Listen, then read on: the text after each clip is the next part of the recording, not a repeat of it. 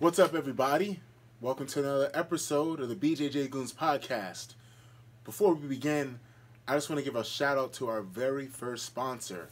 Our very first sponsor is Cannabody.com. That's CANNABODY.com. They have the premier CBD cream on the market. Salve. Proper term is salve. Salve sounds so weird. Cream salve. You're just gonna rub it on whatever ails you, and it's gonna fix it. It's more like a wax, so it's like a wax that you can't smoke. It's not that kind of cannabis or cannabis related product, but it is completely legal. It's effective and it's great for BJJ pain. Try it out for $40 a jar. That's Cannabody. Go to Cannabody.com for the best salve for CBD on the market. It will not get you high, I don't think. So, I am your host, Tim Spriggs, aka #1 Stunner, aka Mushmaster, aka Jitsbay, aka Blast Double Poppy, aka I heel hook white belts in the gi because I train for the streets. And sitting across from me is Tony, the producer, one of the executive producers of our show. He also runs White Belt BJJ. I guess you guys, I think you guys are the best jiu-jitsu page on the internet. I don't know. Yeah, I know we are. Excellent. Yeah, so we're blowing up. Like, we just looked at the numbers. You guys are really helping us out. You're really supporting. And any sponsors, potentially, be sure to hit me up on my Instagram, Tim Spriggs BJJ, or Tony at White Belt BJJ. So, Tony, what is on the docket for today, my man? How about Kasai 4 coming up here? Kasai 4. Wow, pretty stacked card. I'm gonna put the card up on the screen. Yeah, so we're gonna put it on the screen for everybody watching the video version of the show. But this card is pretty dope. I mean, let's just take a look at the tournament. This is a welterweight tournament. John Calistine. I think that's Richie Martinez, right? Yeah, it looks like Richie. No, I don't know which one's Richie. So 10th Planet guy, he's pretty good. Gianni Grippo. Oh, it's Gio? No, it's not Gio. It's not Gio? No. Okay. The younger one, or the one with the smaller beard. Bruno Frazado, Jiu-Jitsu legend. We got Tanquinho. I don't know who that guy is. Looks like Krellinston. I don't know him. And then we have Meow. So I'm not exactly sure. Which Meow? I don't know. I think it's Paulo. I'm not exactly sure. Are they really twins?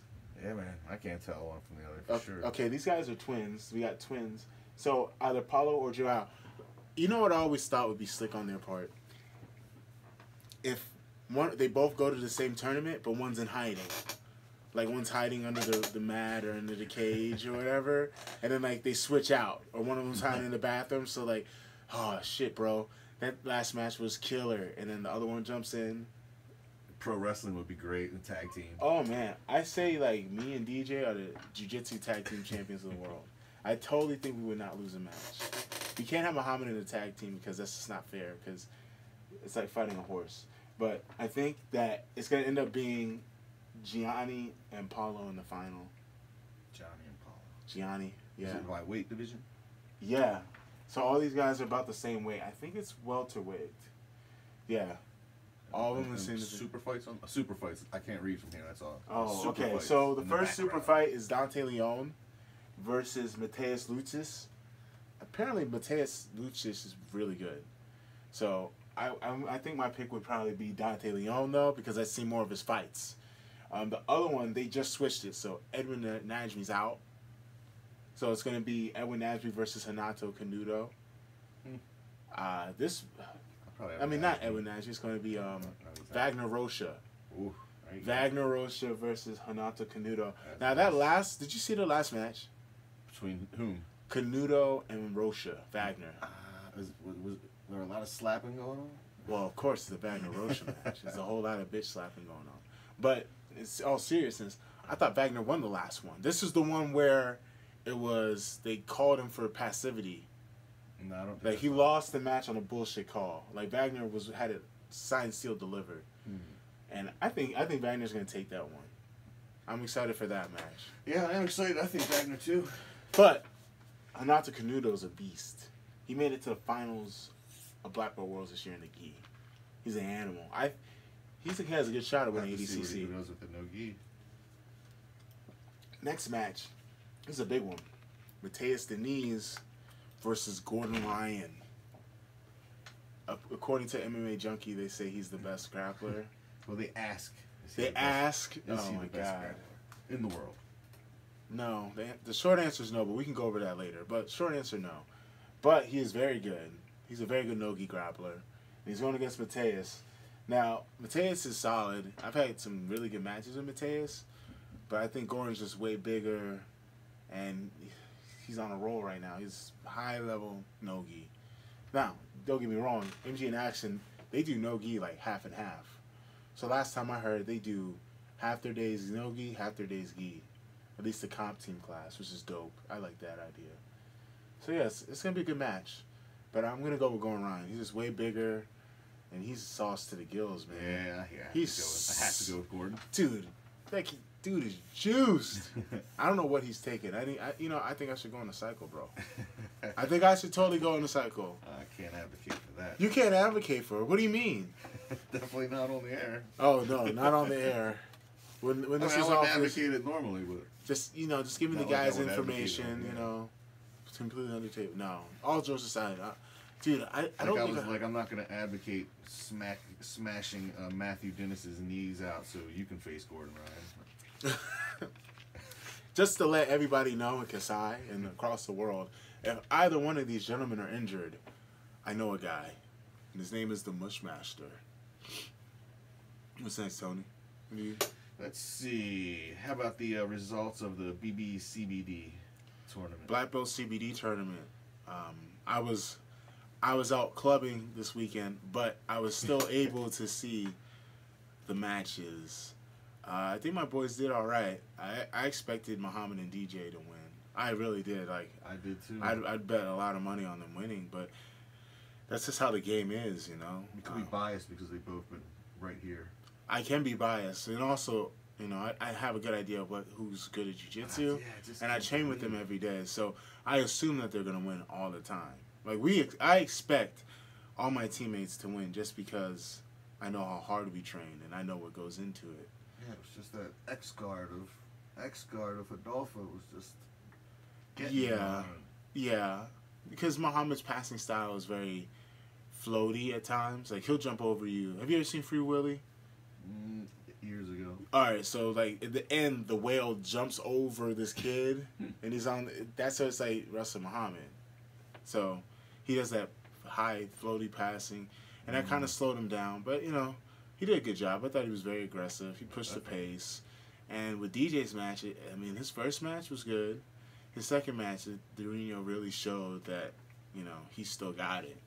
Like I knew that Dorino was very good, and I still believe that Dorino is excellent. I know MMA money is really good, but I would love to have him come back in the jiu-jitsu scene just because he's already have a world title, and now he's been doing. I could tell he was doing wrestling. He had wrestling tendencies, and he had good movements. Both were very aggressive. Very aggressive, but Dorino definitely he gave the pace better. He controlled the pace a lot, which was very surprising against DJ, because usually DJ can do that and he can negate a lot of things, but Dorino was so aggressive and the unstoppable force against that move option just so happened that he could not get around that neck though. He could not. The commentators were definitely mentioning. But Dorino looked very sharp, man. He looked very sharp. Once he went in there, he went in for the kill. He was going at it, and DJ didn't quit. Started the third, I thought he was gonna get a TKO, where he made Dorino fall over. But props to Dorino, and DJ did good. But speaking of this situation, how much does it suck to see your close friends lose, and how much does it, how does it make you feel to see your friends win? When my teammates lose, it really hits hard, especially when my teammates are really in the grind. Like I've seen some of my teammates that are my good training partners, and I see them sacrifice a whole lot. Like they do things the right way, and that hurts the worst because you expect to win just because you train hard And since you're my teammate, I know what you're going through, and I expect you to win. And you lose, it takes the air out of your sails, bro. It takes it out of your sails. And it sometimes when you first start out or when you're not used to competing, you'll tend to think like, oh man, well, if my teammate lost and I train with them and they beat on me in practice, maybe I'll lose too. Which can go through a lot of people's mind. Like, I'm just gonna spit like the mental game for you, because a lot of people say that they're mentally tough and that those thoughts don't jump in their mind, but they do. It's just how you deal with it. This is natural if you want it bad enough. So when they lose, it really sucks for me. I've seen matches where my teammates have had won, and the person takes it away from them. Like, their opponent just takes it from them. And then you see like them either crying on the sideline or whatever, and you feel for them because you know that hurt. The thing is, everyone knows about failure. And a good amount of people know about extreme failure. So that hits hard because everyone knows how it feels. And you're fighting for that feeling of winning, being the best. And like, not everybody gets that feeling, so it hurts even harder when it's double, because then you're thinking it's gonna happen to you. It's the worst. Now when your teammates win, my teammates win, I'm kinda happy, but it's not as severe of a feeling as when you watch them lose, because one, I assume my teammates are gonna win, and two, it's like, well, my teammate won. It's time for me to step up too and put the team on my back as well. But I get ecstatic, man. I get really happy because I know the feeling of winning a major tournament at a lower belt, not a black belt yet. I haven't even made it to the finals of a Grand Slam, but I know the feeling of winning something big. What about this craziness of Renzo Gracie fighting Walid Ismail in MMA? This is a blood feud. This is a real deal jiu-jitsu blood feud. This goes back to the time when guys would fight on the street. They'd clear out the beach. They'd clear out the block. They'd clear out the area, and they'd go, "Hey, someone's got to go. I'm gonna fuck you up, or you're gonna fuck me up, and I'm putting my team on my back." Sometimes with a patch, or sometimes just figuratively speaking. So this is a good blood feud, but it's about 20, 25 years too late. Like, I saw Renzo's last fight, and it was pretty good, but I don't know about Walid. What do you think? How much money do you think they would have to be getting paid, especially Walid, to actually come out? He was always the one that said he wouldn't do it. Six figures. It's a good bit of money. Middle six figures. I'd probably say about $300K probably. Yeah.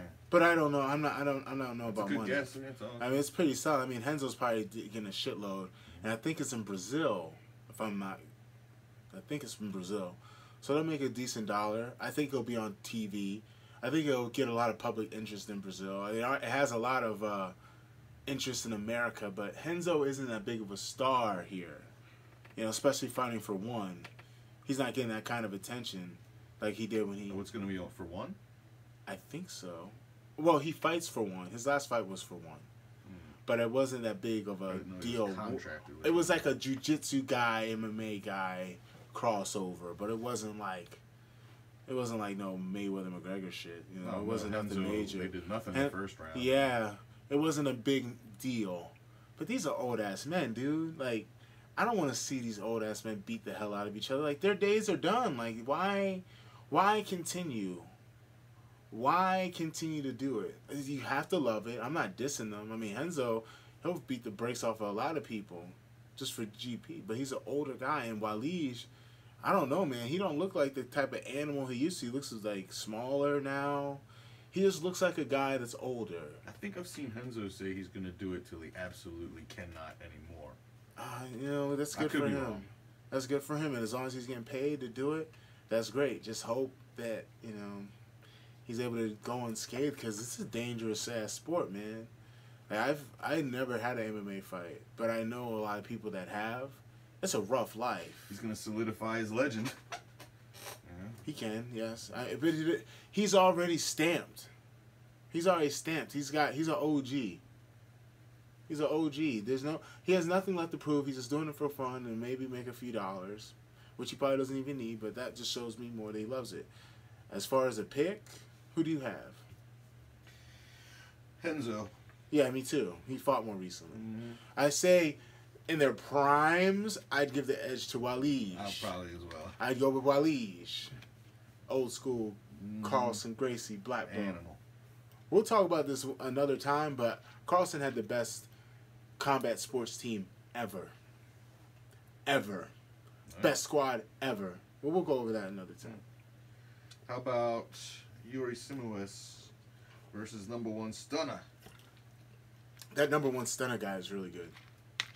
So, November 17th, I am fighting on the Fight to Win card. I believe it's Fight to Win 94. It's going to be in Richmond, California. I am super excited. This is a really big match for me at this point in my career. Just because Yuri Simoes is such a beast. He's a living legend. He is a 2-time ATCC champion. Very Kyle Terra guy, huh? Kyle Terra guy. He changed to Kyle Terra. I think Yuri was originally Checkmat, if I'm not incorrect. He's originally Checkmat. He's solid. He's amazing. He's good at the gi, but he's phenomenal in no gi. And me and him are 1-1. So when I first got my black belt, I did no gi worlds. I lost to him. And he pretty much like body locked me, almost suplexed me. Then at 5 Grappling Super League the next year, I beat him. And he went on, did his thing, and I'm here. Here for the rematch. Just here for the rematch. And yeah, so check it out. It's going to be on Flow Grappling. If you're buying tickets, make sure you put me down as your fighter so I can get some of that ticket cash. Because I know... I know the movement is strong, but I don't think people are coming from the DMV to Cali just to see me. But yeah, Mushmaster versus Yuri, November 17th. It's going to be match of the year. How about the ATCC Trials coming up? November 3rd, ATCC Trials. What can I say? This is my first opportunity, the world's first opportunity to qualify for the ATCC Championships. They're going to be in Los Angeles at the Walter Pyramid next year. So the way it works is I think every continent gets at least 2 trials. So there's one on the East Coast, which is going to be in New Jersey, the one on November 3rd. And the next one is in February in California. I want to do both regardless and win both. Punch my ticket, close it out for anyone else from the States, or make it difficult. Because if you don't win the trials, you got to get invited. Do you have to register for the trials like a regular tournament? Yeah, you just pay for it. It's way cheaper than IBJJF, though. They really look out for people. Sometimes they really look out for you. At IBJJF, they're making bank. If you don't sign up for that shit within the first hour they announce it, you're going to end up probably paying like $120. That's a lot of money. What do you think about how expensive it is to go to these tournaments? It's quite a bit of money. What do you think? It keeps a lot of people out, I believe. You think so? I think it would be a lot bigger. But then they have to make their money. Would you rather see 2 people for $50 a ticket? Or 1 person for $100? What do you do? How do you balance it? But people aren't paying to see jiu-jitsu. Only people who do jiu-jitsu. Exactly. I mean, you got us hook, line, and sinker, but why you got to fuck us? A lot of tournaments overcharge. I like the smaller I wish the smaller tournaments got more people that were higher belt ranks to go. That's why I did Grappling Industries. Shout out to them for hooking us up with registrations and whatnot. But I like doing little tournaments like that because it builds the local scene. If you know that you can go to these little events right up the street and see the best grapplers in the world, people are going to show up.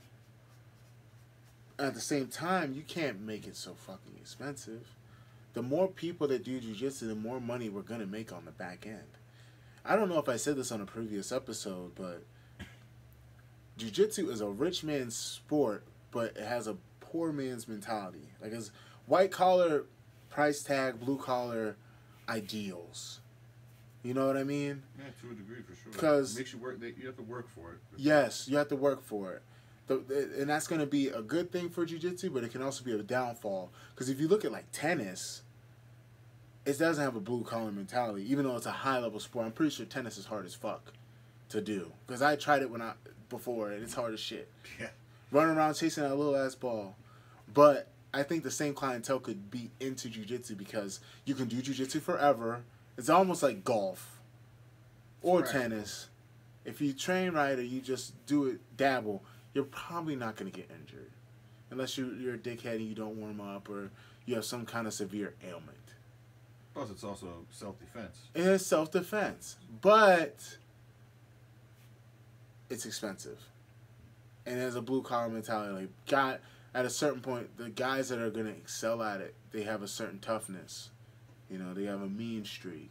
You have to pay a contract when you start up, a monthly. Yes, it's going to be hard to get a lot of people to do that. Just walking in the door, you're looking at $300 to $400. Yes, yes. So the people that typically do jiu-jitsu, would you say, are more along the athletic side, along the...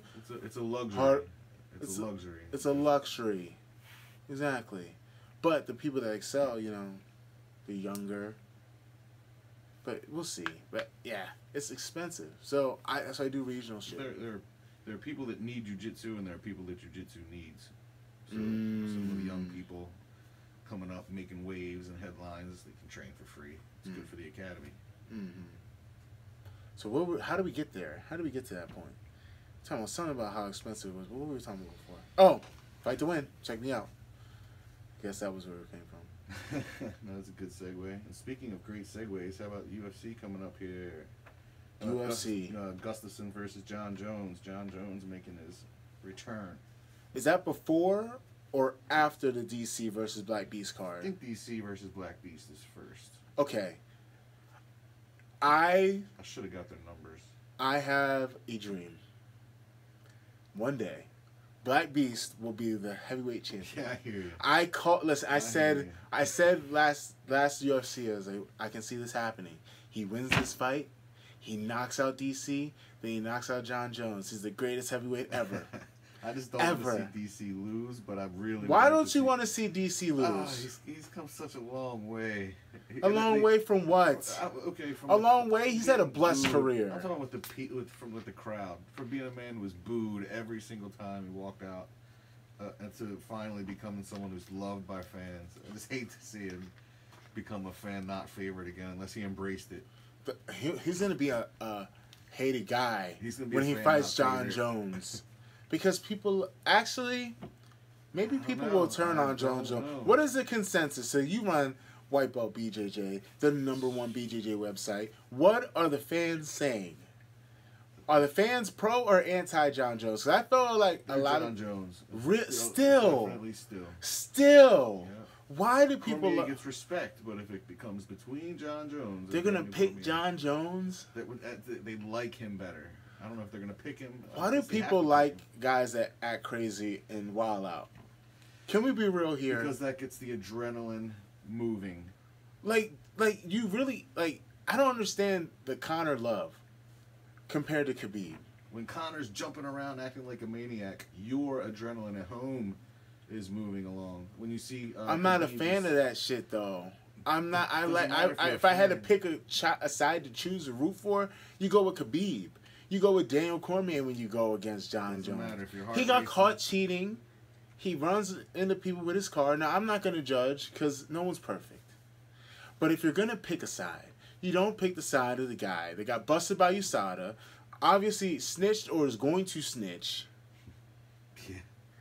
People don't. Some people can do no wrong. And over the guy who was Olympian, he had rough times. He made it through. He went against a guy that was roided up twice, and he did it. And he's the champ. He's a champ, a real reigning, defending champ against Black Beast, who I'm rooting for to win. Even though he's probably not, but he has a fucking. He's a man. You heard the man with the golden gun. He's the man with the golden fist. He's blessed with venom, as the movie. There was a documentary by John Wayne Parr. Blessed with venom. He's blessed with venom. He hits you with this bad boy. It's over. Even when he's dead tired. And I love how he said, I'm not a mixed martial artist. Did you hear what he said? Oh, yeah. He said, I am a fighter. I'm not with that bowing and bullshit. What did he say? I'm a player. He said I'm a player. We need to have him on the show. He also said he only trains for 30 minutes a day. 30 minutes a day. That's it. I mean, if he's doing that 30 minutes a day and still surviving, I think he needs to make a DVD 30-minute fighter. How to be in shape in 30 minutes. He admitted he said that he did not have the cardio to fight for the belt during his last Fuck fight. it, he's gonna get paid. All he has to do is land the right hand. But you know what we need, Tony? We need like a wall, either this side or that side, with the certified Goon Hall of Fame. I have 2 inaugural members for the class of 2018. Khabib and Black Beast. That's a good squad. Yeah. So let's say this. Let's change the subject a little bit to some things that like fans have asked. What do you think about fancy internet moves? You see them on YouTube. There's some wild new move that you've apparently never seen before.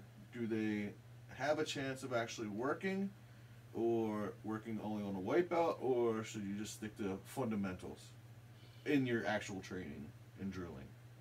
All right. I'm going to start with this.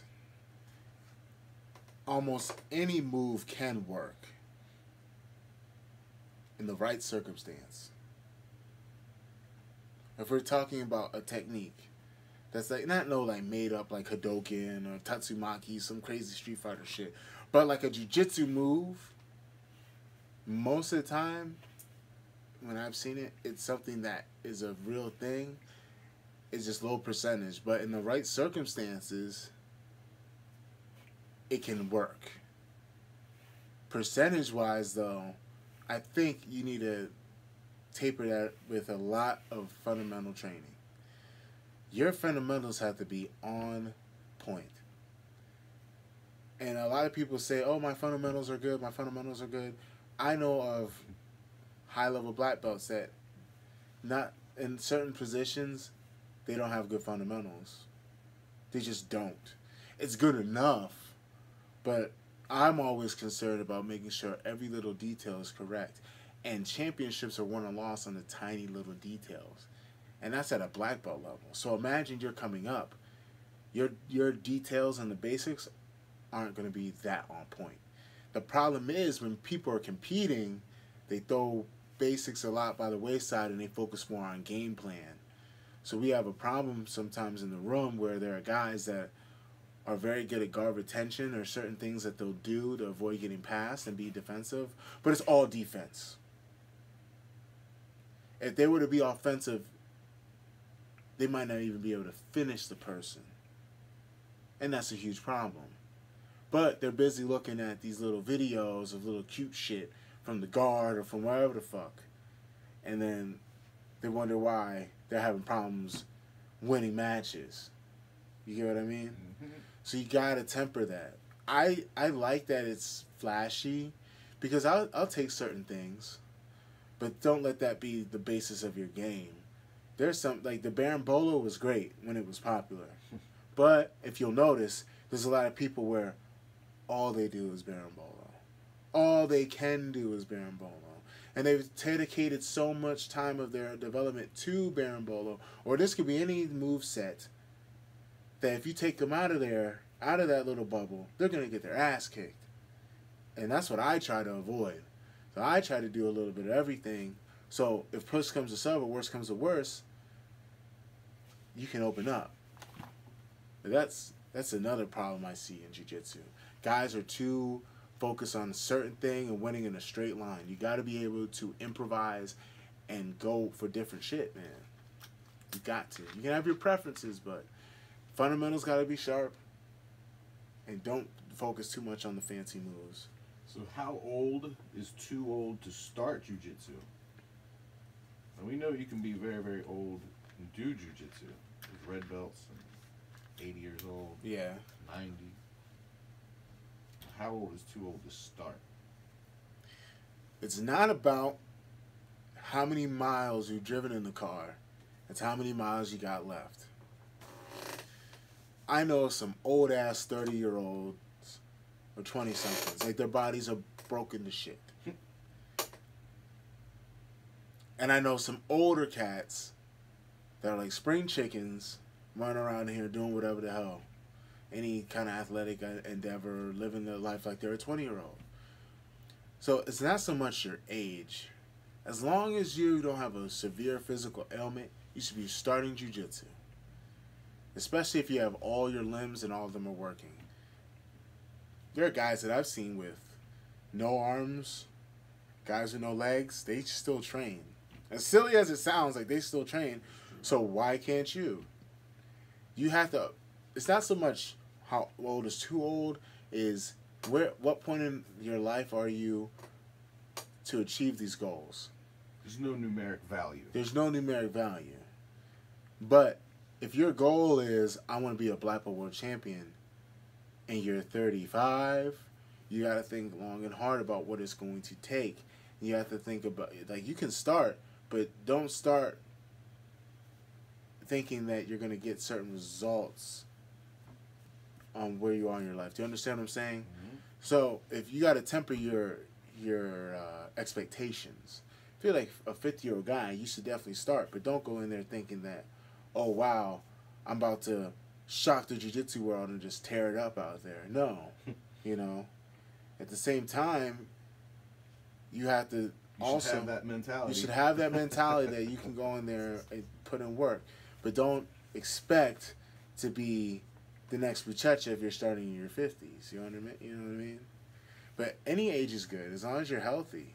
You know, I've seen guys, older cats that started and ended up being black belts is the same amount of speed as a young guy just because they were super dedicated and they've had a great career, you know, as far as a competitor. But, you know, you gotta remember too, you have to train in a way in which you'll be able to train long term. So if you're starting at an older age, you have to be careful about how you train, you know, and where you train too. Like if you're an older cat and somebody's telling you, you got to train like a black belt, you got to do this or that, then that might not be the spot for you too. But any jiu-jitsu is good jiu-jitsu as far as how old you are or when to start. Oh, well, that's all the original topics. Now I'm going to answer some fan questions. Thank you to everybody that sent me in any questions. And let's start with Rule 7 meal prep.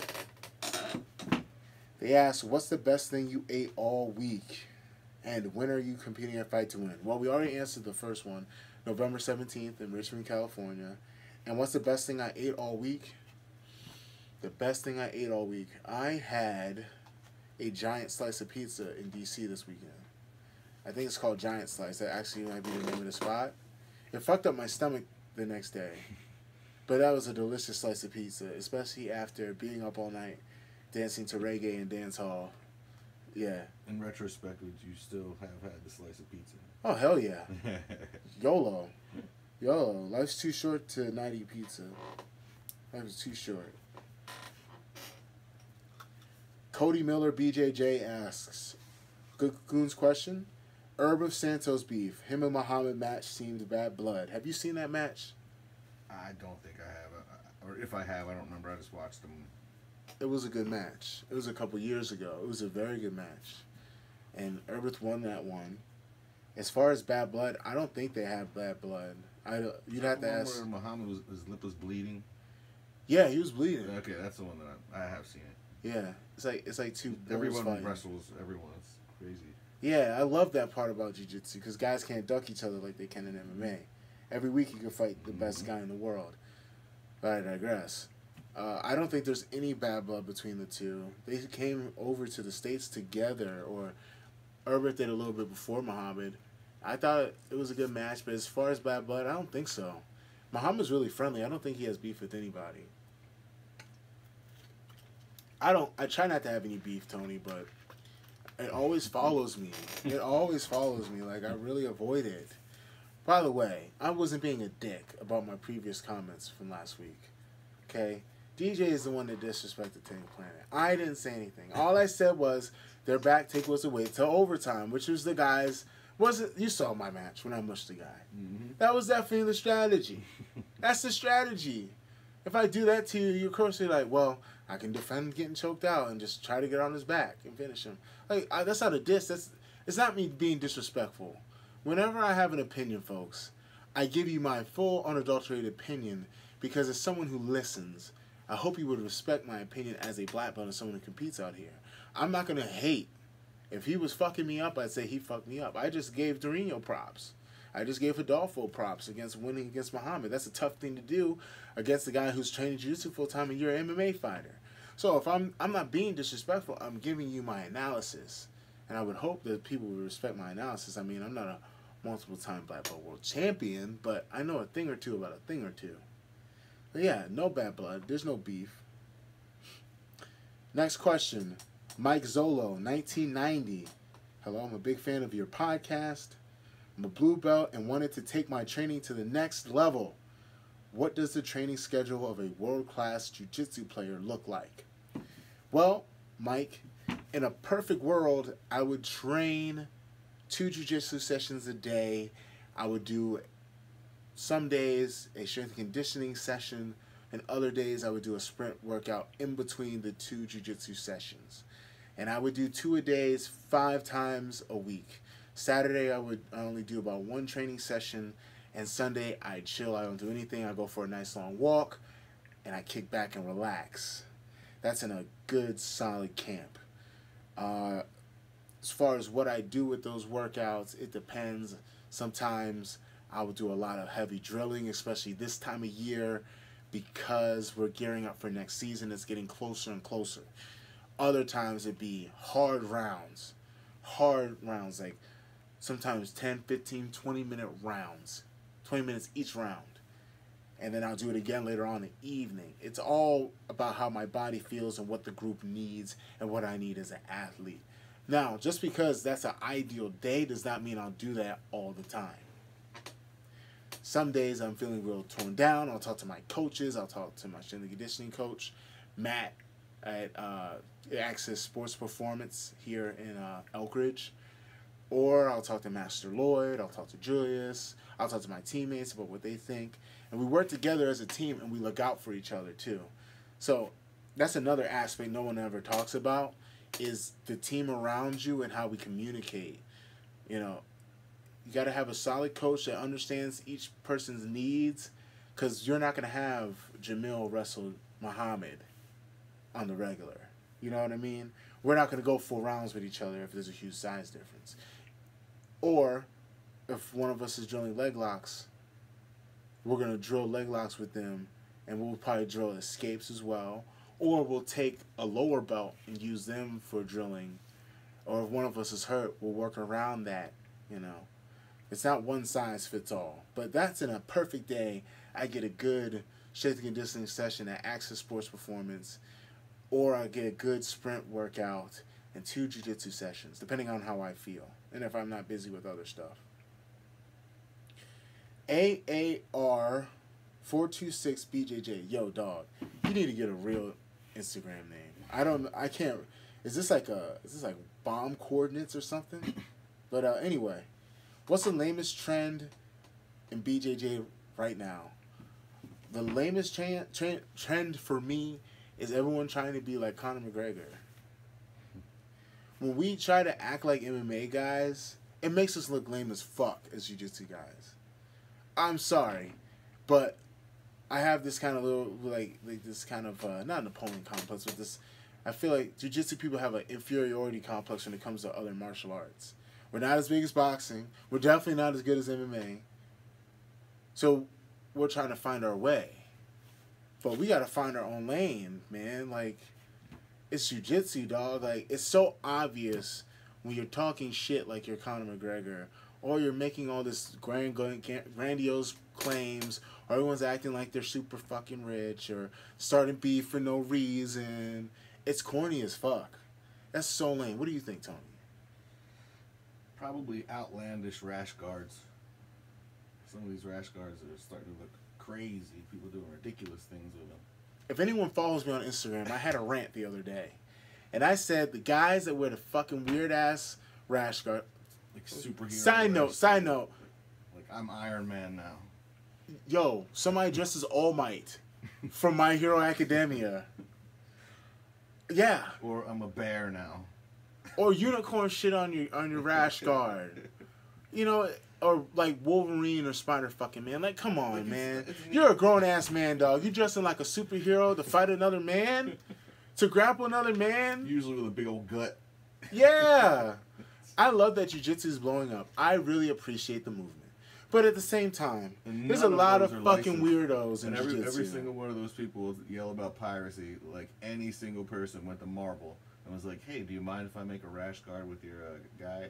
Hell no. No, they just stole it. But jiu-jitsu so little that I think Marvel's like, who gives a fuck? Who gives a fuck? Let them do it. Doubt it. Yo, real talk though. I mean, it's a lot of weirdos in jiu-jitsu, and they're kind of making it. They're putting salt in the game, man. Like, they really are. Like, I can't be. I was like, yeah, I'm a professional jiu-jitsu guy, and then they see these weirdos wearing rash guards, just like All Might and shit. I'm like, man. And you know what's crazy? Those guys almost always fucking lose. Oh, of course. They almost always lose. Almost always. Only good guy that I've seen do it on a consistent basis is Jeff Glover. But Jeff Glover gets a pass because he is the first jiu-jitsu eccentric that I've ever known. Right. All right? He was way ahead of his time, too. He had his own show, Glover's Travels. Didn't he just retire, maybe? He retired? I think I may have heard. Why on earth would he retire? I may be wrong. Yeah. I always wish that he took a real deal hardcore run at competition. Especially now, man.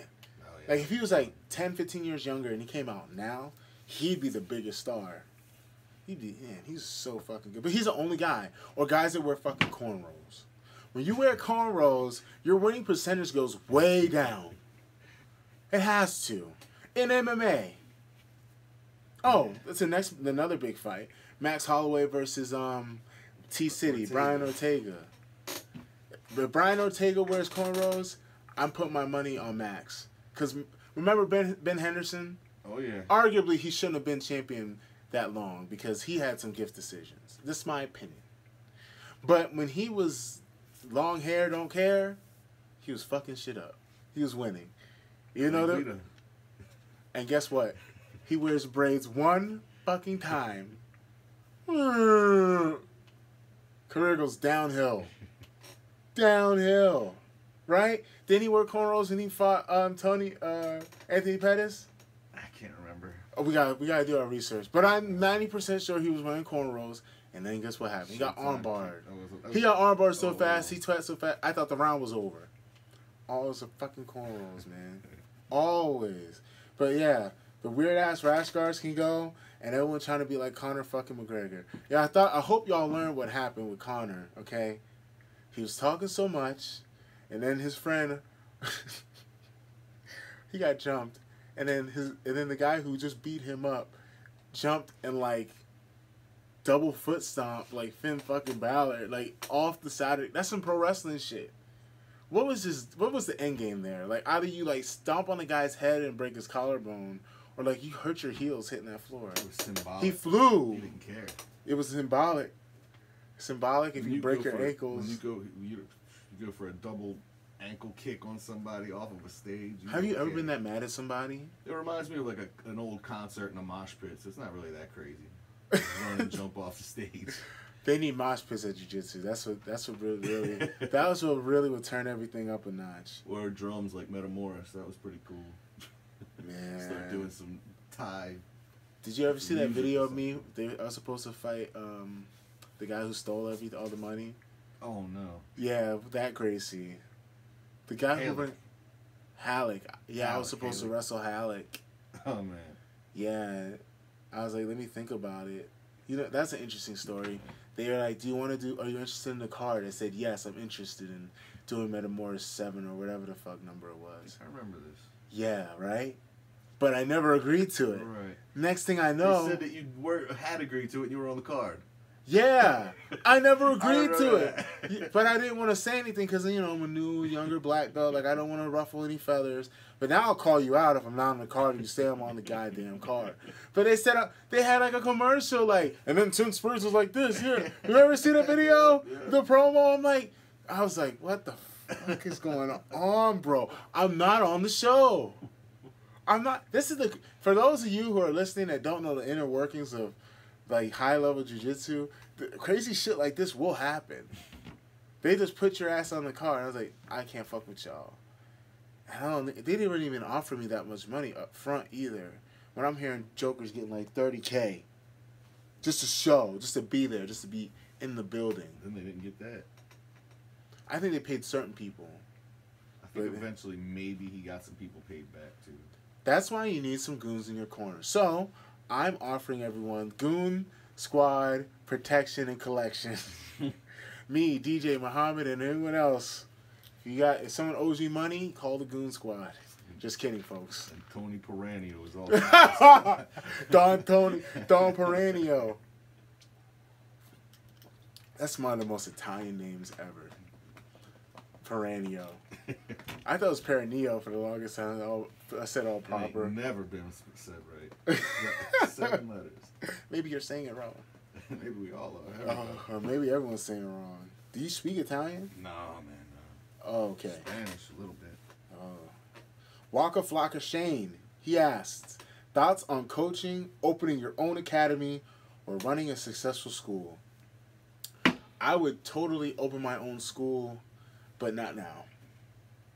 I am too focused on becoming a better athlete, and to be quite honest, I really like learning under my instructors like Julius and especially Master Lloyd because they have so much knowledge. Like, I just want to just sit at the learning tree and have them pass down all their knowledge to me and learn how to coach better.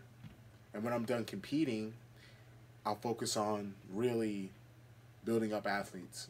But right now, I have to be too selfish to do that. I have to be super focused on myself and my goals.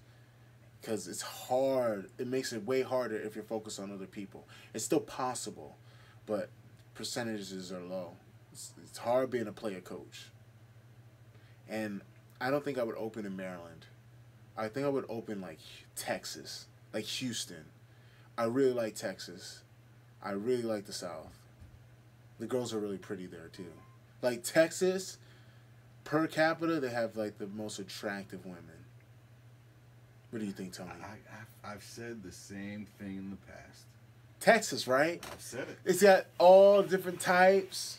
I don't know why. All different types of ladies. Everything. Every color of the rainbow. Every flavor. Everything. Has to be Texas. I love Maryland, but man, nah.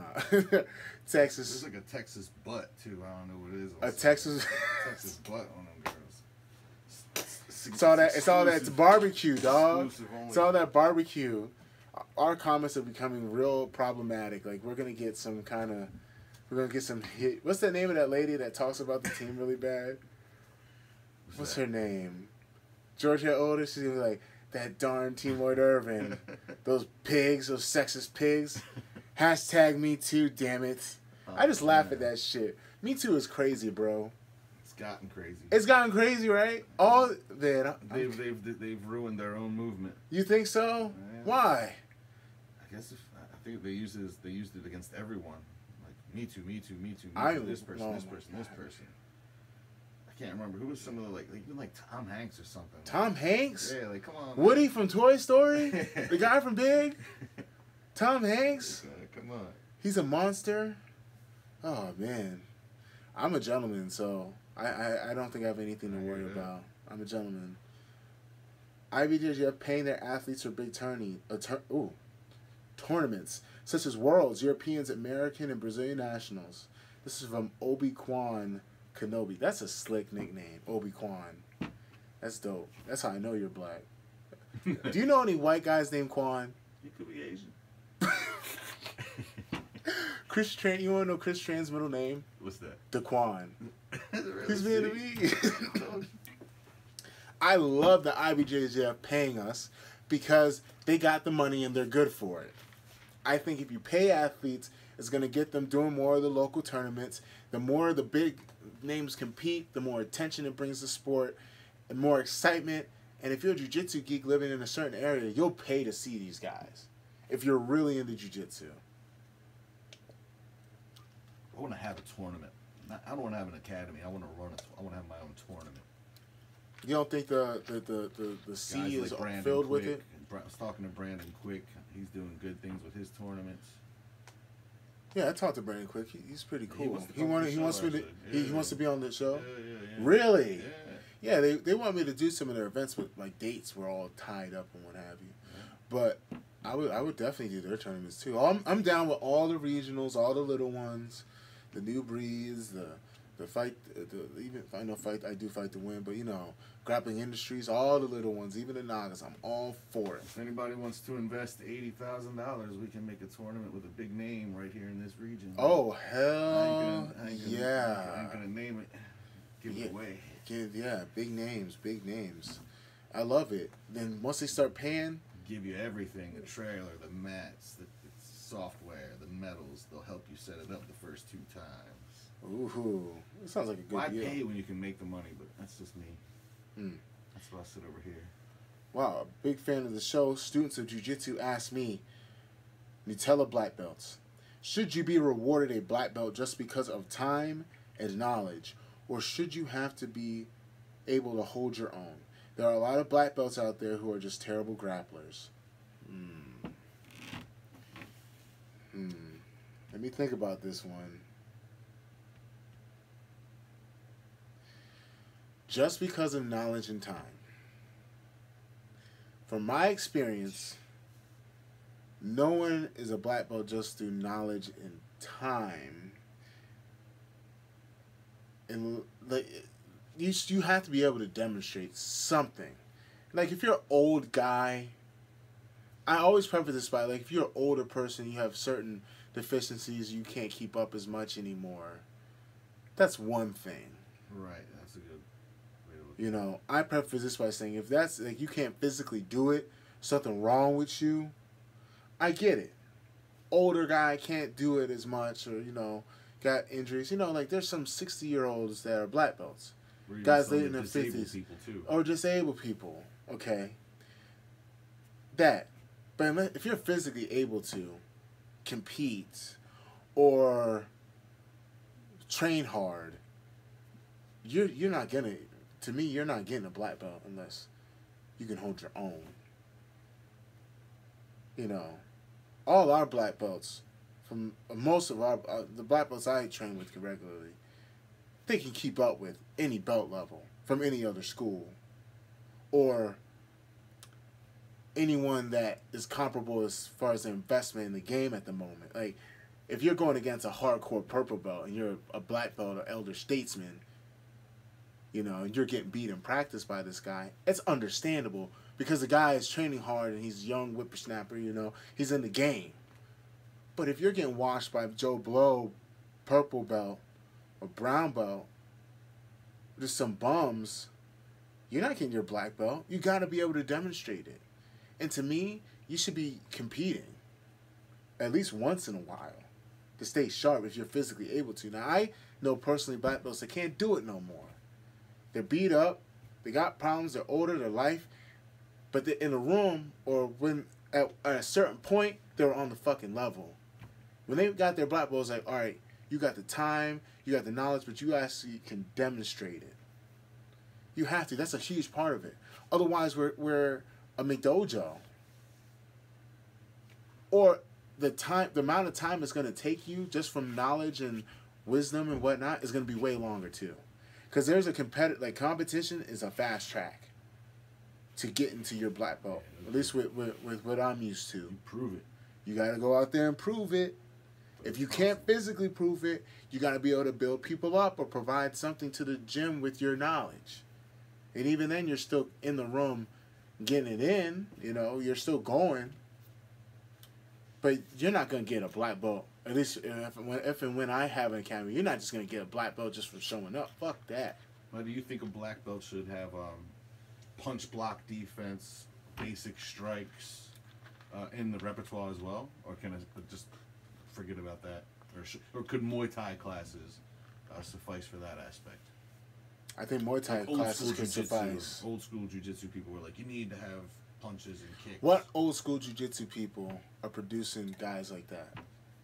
Valente brothers. They actually say, if you come to our school and you're interested in competition, we'll recommend you to go up the road.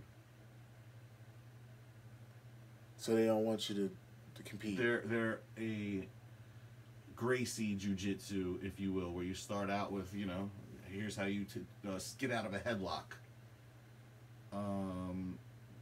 Never even heard of it, huh?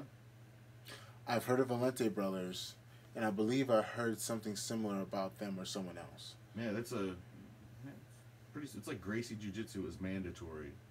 Not Brazilian Jiu-Jitsu, like the early Gracie Jiu-Jitsu, like strikes were definitely a part of it. If you watch, but they don't compete. Well, you just said they don't compete. But they came from more of the Gracie Challenge era where you were definitely competing, but it was MMA, but it was the gi and it was Jiu-Jitsu. So those old, like a Helsing Gracie guy. But that was like in the 90s, man. And that's what I'm the asking sport has you. evolved. There you go. The sport has evolved. You can't do the same shit you did 20, 30 years ago. So the sport's evolved. So a black belt shouldn't have had to defend a punch? I mean, you should. You should be able to, but you're going to put that in a test? Not a test. I'm not saying it should be that way. I'm just saying that. Just from the strength of doing jiu-jitsu long enough. You got to know defense, self-defense a little bit, I would say. Yeah, but jiu-jitsu is self-defense. If you're training at a reputable school, you're going to know how to defend yourself. You're not going to be a world-class boxer, but you're not going to get fucked up in a street fight. I don't think. I don't think so either. Everyone knows how to do this. Right? I mean, it's just for me, just training. I come from a traditional martial arts background. I did karate for a few years. I did like karate for 2 years. When I was real little, I did karate for a little bit.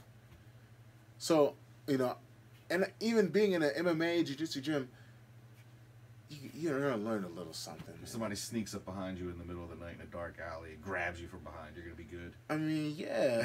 I think about it like this. Jiu-jitsu is enough. For the average Joe Blow, you're going to end up fighting in the street. You don't got to be a world-class kickboxer to handle yourself with the hands. As far as deciding whether or not you're a black belt, by competing enough, you're going to know how to fight, man. And although I would take that idea of what the Valente brothers or whoever you said doing it is doing it. I would understand it, and I'd agree with it a lot more. They had guys that were competing. But you're telling me that they're sending guys down the street. How are you going to test the shit you're learning? How does it evolve?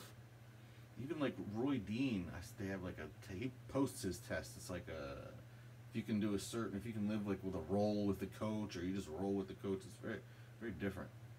The test is coming in every day, getting better, competing, and getting good results. That's the test. That's the test. From my path. From my path. Now, if you can't compete, I understand. Your path is going to be knowledge and spreading it. But if you're physically able to, that's going to be your path with me. You gotta show and prove. Can't be out here bullshitting. Let's see.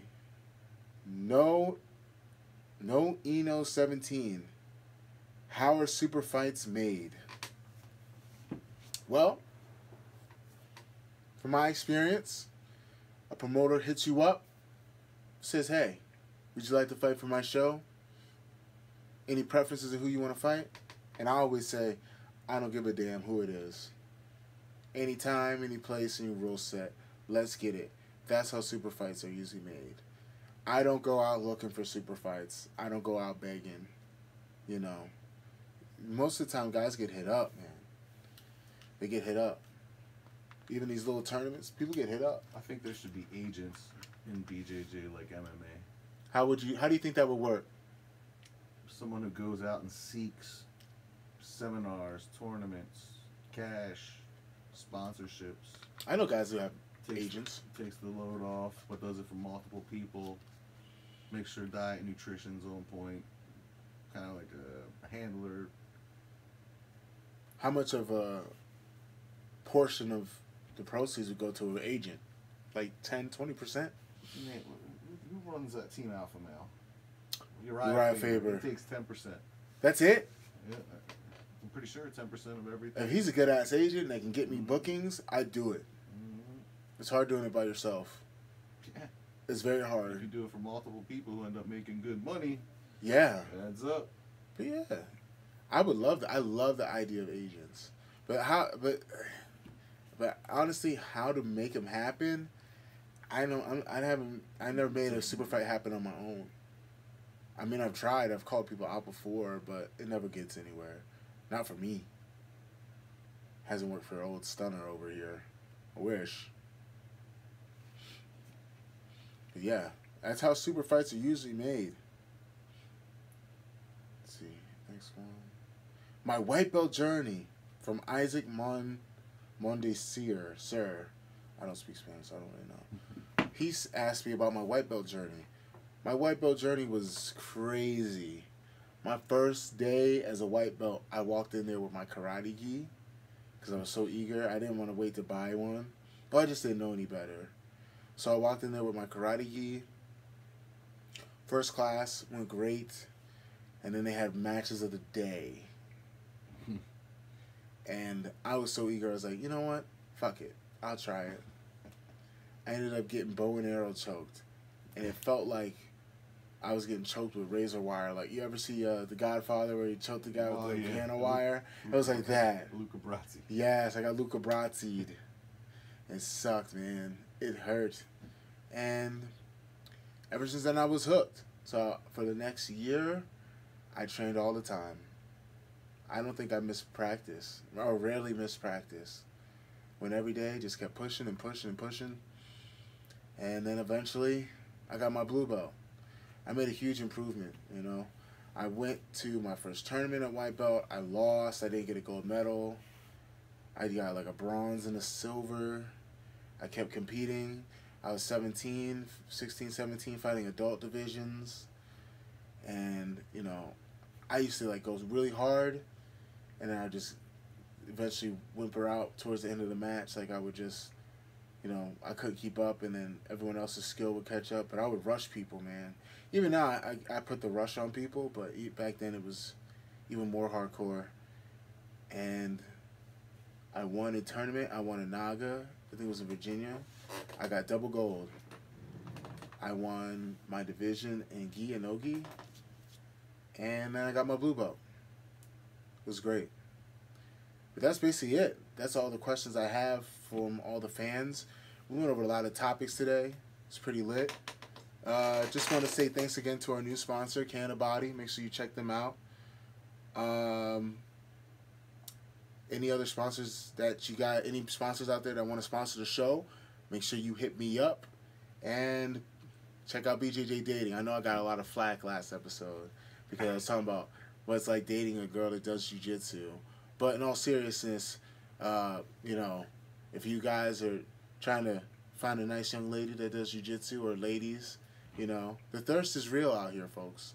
So go to BJJ Dating, download the app, and thanks again to White Belt BJJ. You can hit me up at Tim Spriggs BJJ on Instagram, or Tim Spriggs at Facebook. Any inquiries for privates or seminars, you can hit me up on those platforms, or you can email me at spriggs.timothy@gmail.com. Thanks again. Peace.